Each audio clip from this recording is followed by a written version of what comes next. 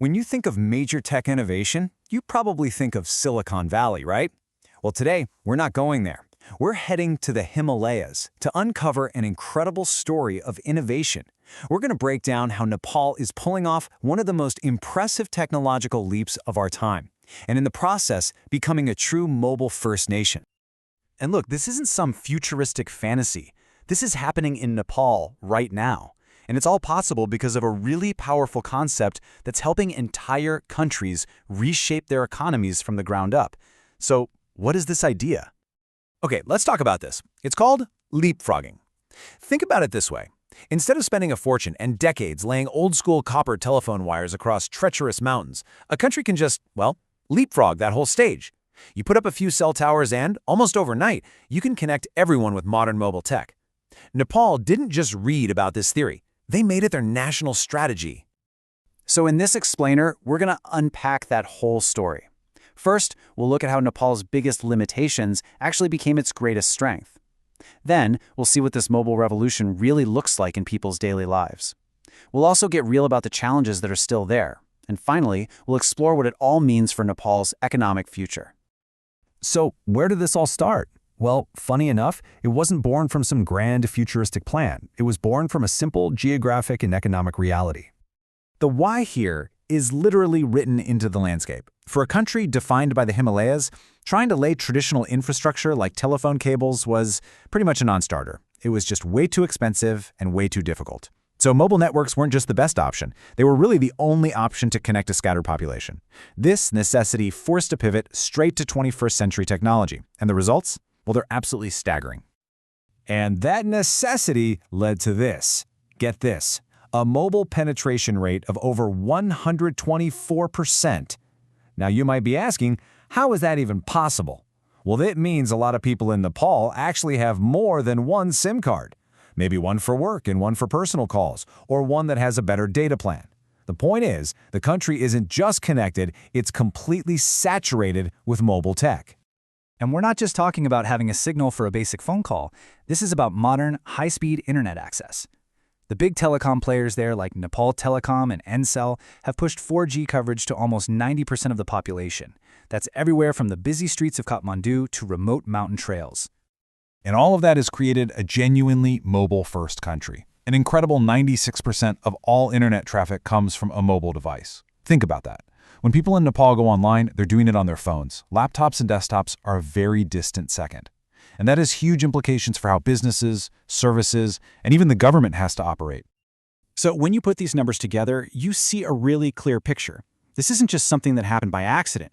It's the bedrock of a very deliberate national strategy. The government has actually declared an IT decade, and they have this ambitious goal to create 1.5 million new jobs in the tech sector. They see this mobile foundation not just as a nice-to-have, but as the engine for their entire economic future. All right, so with that foundation firmly in place, let's look at the revolution that's actually happening in people's pockets. Because when everyone has a smartphone, you suddenly have a massive ready-made audience for innovators.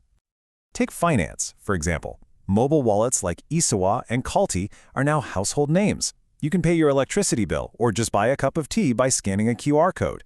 And this isn't just about making things easier, it's pulling more and more transactions into the formal economy, which boosts transparency and helps small businesses get access to digital payments for the first time. Now, in a country where most medical specialists are in the big cities, telemedicine is a total game changer. Platforms like Merodoctor mean that someone in a remote village can have a video consultation with a top cardiologist in the capital. This is literally erasing geography as a barrier to getting critical healthcare. It's incredible. Mobile technology has also completely democratized education. You've got platforms like digital Pathshala offering professional IT courses for as little as $7. Others, like merodoctor, give curriculum support to students all over the country. It's making a quality education far more accessible and affordable than it's ever been. And even the government is getting in on the act with its Nagarik app, which means citizen app. The big idea is to put the entire state right into your smartphone, let you access your digital ID, pay your taxes, check your social security funds, all without ever waiting in a line. It's a hugely ambitious project that's even won international awards, though to be fair, it's still working through some technical growing pains.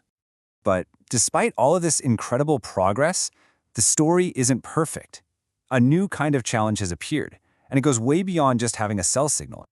And this gets right to the heart of the new problem. You see, Nepal has basically won the battle for connectivity, getting SIM cards into everyone's hands. The new battle, the harder one, is for meaningful use. It's that gap between just having access and actually having the skills, the affordability, and the quality of service you need to truly benefit from it. And this digital divide isn't spread evenly across the country. There is a really stark contrast in digital literacy between the urban centers, which are just surging ahead, and the rural areas, which are in real danger of being left behind. The amazing opportunities of this mobile revolution, they just aren't reaching everyone equally. So what are the barriers? Well, it's a complicated mix. It ranges from low digital literacy, especially among older folks, to very real infrastructure problems like frequent power outages. Social inequality is a huge factor too, with big gaps between urban and rural areas and also between men and women. And on top of all that, some of the big government projects designed to fix these issues can get stuck in bureaucratic mud. Okay, so with all those challenges in mind, where does Nepal go from here? Well, this digital transformation is no longer just about technology. It's become the absolute centerpiece of the entire national economic strategy. So why does this matter so much? Well, for a long time, Nepal's economy has been heavily dependent on remittances. That's money sent home by Nepalis working abroad. Developing a strong homegrown IT sector is seen as the key to creating high-value jobs at home and diversifying the economy. This is especially critical as the country gets ready to graduate from its official least developed country status. And it's not just an internal push. The rest of the world is really taking notice. The World Bank has committed $140 million to help accelerate this digital transformation. That is a massive signal of international confidence in Nepal's potential. And that brings us to the final and most crucial question. Nepal's private sector has proven that it is incredibly dynamic, agile, and innovative. The challenge now is whether the public sector can keep up. Can it build the reliable infrastructure? Can it foster the digital skills? And can it create the smart policies needed to make sure that this great technological leap benefits every single citizen? The answer to that question will truly define Nepal's future.